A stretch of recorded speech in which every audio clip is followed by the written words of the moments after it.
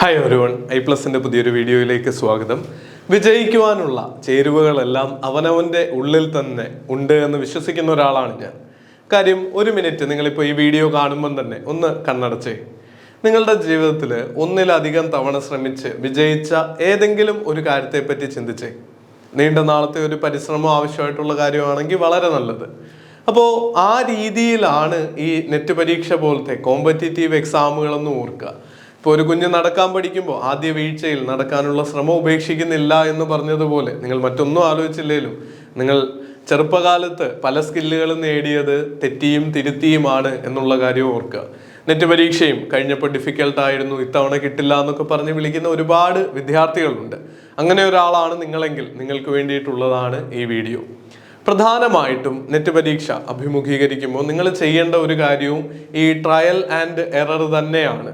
പരീക്ഷാ ഹാളിൽ പോയിട്ട് അത് ചെയ്യാൻ നിൽക്കുമ്പോഴാണ് പലപ്പോഴും പരിമിതികൾ ഉണ്ടാവുന്നതെന്ന് ഓർക്കുക. നമുക്ക് ഒന്നാമതായിട്ട് ചെയ്യാൻ പറ്റുന്ന കാര്യമാണ് പ്രീവിയസ് ഇയർ ക്വസ്റ്റ്യൻസ് കൂടി ഇൻകോർപ്പറേറ്റ് ചെയ്തുകൊണ്ടുള്ള ഒരു പഠന പ്രക്രിയ. ഞാൻ പറയുന്നത് PYQ നോക്കി അത് മാത്രം പഠിക്കണം എന്നല്ല. ഡിസംബർ സൈക്കിൾ കൂടെ നമ്മുടെ പഴയ സിലബസ് മാറാതെ നിൽക്കാനാണ് സാധ്യത. അതിൻ്റെ അർത്ഥം പേപ്പർ 1 ഒരു 10,000-നടുത്ത് ചോദ്യങ്ങൾ നിങ്ങൾക്ക് പ്രീവിയസ് ഇയർ മാത്രം പ്രാക്ടീസ് ചെയ്യാൻ കിട്ടും. അതിൻ്റെ ഒരു ലോജിക്ക് അതിൻ്റെ ഒരു ബ്യൂട്ടി ഒന്ന് ചിന്തിച്ച് നോക്കിയേ. ഒരു 10,000 ചോദ്യങ്ങൾ 10 യൂണിറ്റിൽ നിന്ന് വരിക എന്ന് പറഞ്ഞാൽ ഓരോ യൂണിറ്റിൽ നിന്നും 1000 ചോദ്യങ്ങൾ വീതമാണ് നിങ്ങൾക്ക് പ്രാക്ടീസ് ചെയ്യാൻ കിട്ടുന്നത്. അതിൻ്റെ അഡീഷണൽ പോയിന്റ്സ് കൂടി ആവുമ്പോൾ ഡെയിലി നിങ്ങൾ ഒരു 50-100 ചോദ്യങ്ങൾ നോക്കിയാൽ പോലും അടുത്തൊരു 100 ദിവസം കൊണ്ട് ഈ 10,000 ചോദ്യങ്ങളും കവർ ചെയ്ത് കഴിയും. വളരെ ക്രിസ്പ് ആൻഡ് ക്ലിയർ ആയിട്ടുള്ള റെക്കോർഡഡ് ആയിട്ടുള്ള വീഡിയോ ക്ലാസ് നമ്മുടെ യൂട്യൂബ് ചാനലിൽ ഫ്രീ ആയിട്ട് നിങ്ങൾക്ക് അവൈലബിൾ ആണ്.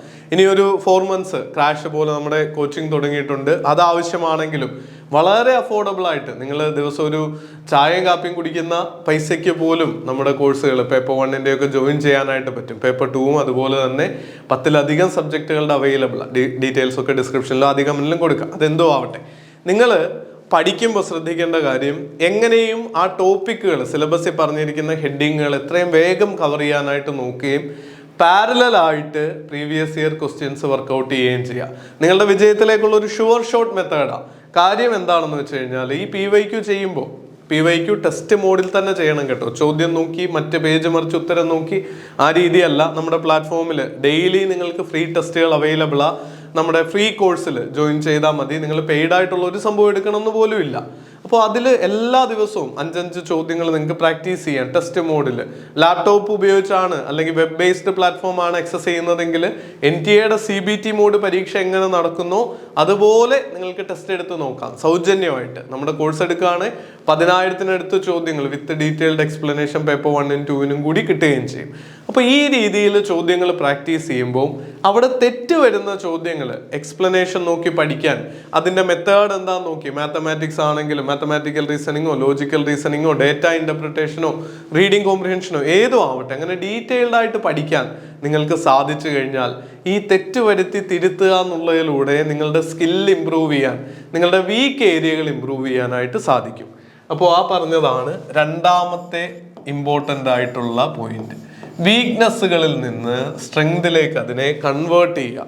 പലരും പരീക്ഷകൾ പല ആവർത്തി എഴുതുന്നുണ്ടെങ്കിൽ പോലും പ്രോപ്പർ ഒരു അനാലിസിസ് നടത്താറില്ല. നിങ്ങൾ ഏത് ടെസ്റ്റ് എടുത്താലും 50 ചോദ്യത്തിൻ്റെ ടെസ്റ്റ് എടുത്താൽ അതെടുത്ത് നോക്കുക. ഏത് യൂണിറ്റിലാണ് കൂടുതൽ ചോദ്യങ്ങൾ തെറ്റിയിട്ടുള്ളത്. പ്രീവിയസ് ഇയറിൽ ഇപ്പോൾ ഇനിയും നമ്മുടെ പരീക്ഷ കഴിഞ്ഞ ഉടനെ ചെറിയൊരു വിൻഡോയിലായിരിക്കും നിങ്ങളുടെ റെസ്പോൺസ് ഷീറ്റൊക്കെ ഡൗൺലോഡ് ചെയ്യാൻ പറ്റുന്നത്. അതേ സമയത്ത് നമ്മൾ വീഡിയോ ചെയ്യുകയും അതെങ്ങനെ ഡൗൺലോഡ് ചെയ്യാമെന്ന് പറഞ്ഞു തരികയൊക്കെ ചെയ്യാം.